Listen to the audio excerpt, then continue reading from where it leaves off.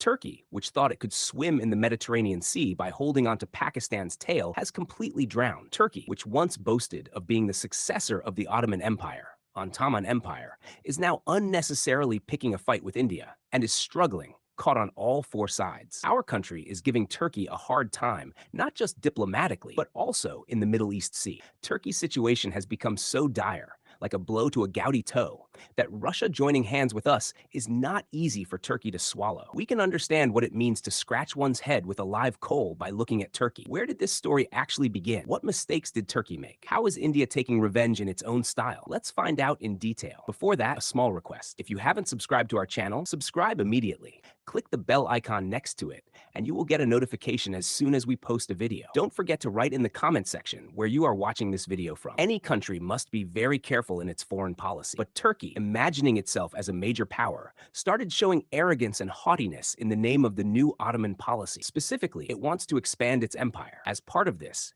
in an attempt to increase its influence in the Islamic world, it increased military cooperation with Pakistan. This has been a difficult situation for our country from the beginning. If you look at this map, you will understand Turkey's geography. Our India is highlighted in pink. If you look towards the northwest of India, you can see Turkey highlighted in yellow, next to Israel. Now let's zoom in on the Turkish region. To the left of Turkey is Greece. Below Turkey, you can see a small country called Cyprus. The entire blue color you see is the Mediterranean Sea. But if you look carefully, Cyprus is also in this sea. Furthermore, all the Greek islands are there. A major part of the Mediterranean Sea belongs to Greece. Just as China tries to occupy the small neighboring countries of India, Turkey is attempting to suppress these two countries and assert its dominance. Let's find out where the actual problem started. It was exactly in 2025, when conflicts increased between us and Pakistan on the Kashmir border, that Pakistan used Suga drones belonging to Turkey against our army. This is an attack on our nation's sovereignty. When there was an opportunity for friendship, Turkey chose to join hands with our enemy and tried to stab us in the back. India decided right then that Turkey must taste the consequence of interfering in our affairs. It devised a plan to light a fire in Turkey's own backyard to make it understand. Turkey was left distraught by that plan, like grabbing leaves after one's hands are burnt. Turkey's regret now is of no use. The path India chose to teach Turkey a lesson was wonderful. Our government felt that it was better to diplomatically isolate the enemy than to launch a counterattack. It implemented Chanakya's maxim: the enemy's enemy is our friend.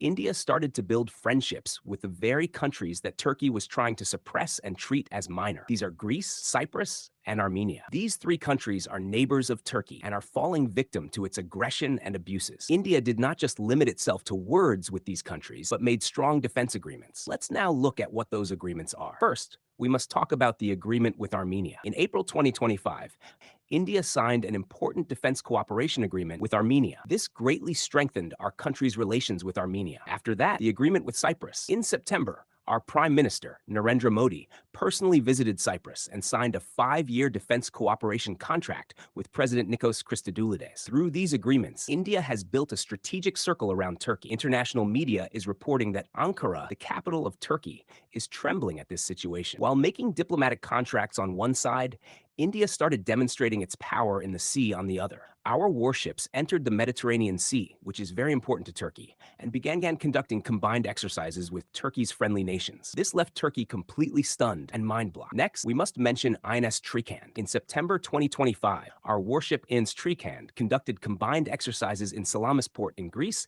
and also in Limassol port in Cyprus. This also made Turkey's heart race. Next is INS Chennai. Before this, from July 27th to 29th, our INS Chennai displayed its power in the Mediterranean Sea, along with the Greek warship Nikephoros Phokas. The extent of our Navy's power became known not only to Turkey, but also to the world. If we talk about INS Sumeda, in August, our INS conducted exercises with the Greek missile cruiser Ritsos at Souda port in Greece. These were unprecedented. Seeing them, Turkey and other enemy nations were extremely annoyed. This is because our country has now become a thorn in Turkey's side. These continuous exercises sent a clear message to Turkey: we can go anywhere, and we can join anyone. Our country taught Turkey a lesson. These developments are repeatedly surprising Turkey. The country that made Turkey's situation even worse is Russia. Turkey had once purchased the S-400 air defense system, like Sudarshana Chakra, from Russia.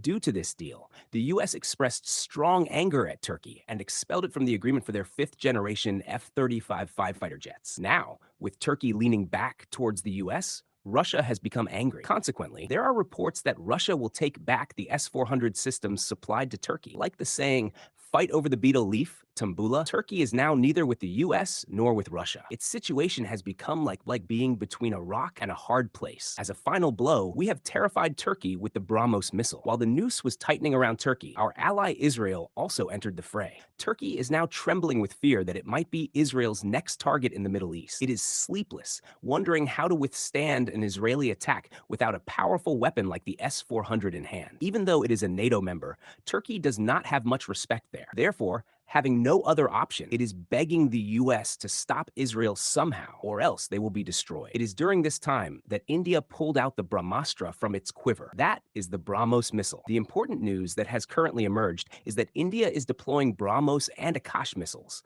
capable of causing destruction over a distance of more than 4,500 kilometers in Greece and Cyprus. This means our missiles will be in Turkey's backyard, causing a shiver down its spine. As if this weren't enough, India has unofficially promised to supply Greece with the long-range land attack cruise missile, El-Rakam. With this news, Turkey is at a loss for what to do. Finally, what must be said is that Turkey, which once wanted to live by frightening neighboring countries, is now facing problems from all sides. On one side, the Indian Navy force. On the other side, Israel. And on yet another side, countries like Russia have turned against Turkey. International scholars believe that the day is not far when Turkey will kneel before India and apologize. Are the decisions India is taking regarding Turkey correct? What is your opinion on this? Please share it in the comment section. Don't forget to comment Jai Hind.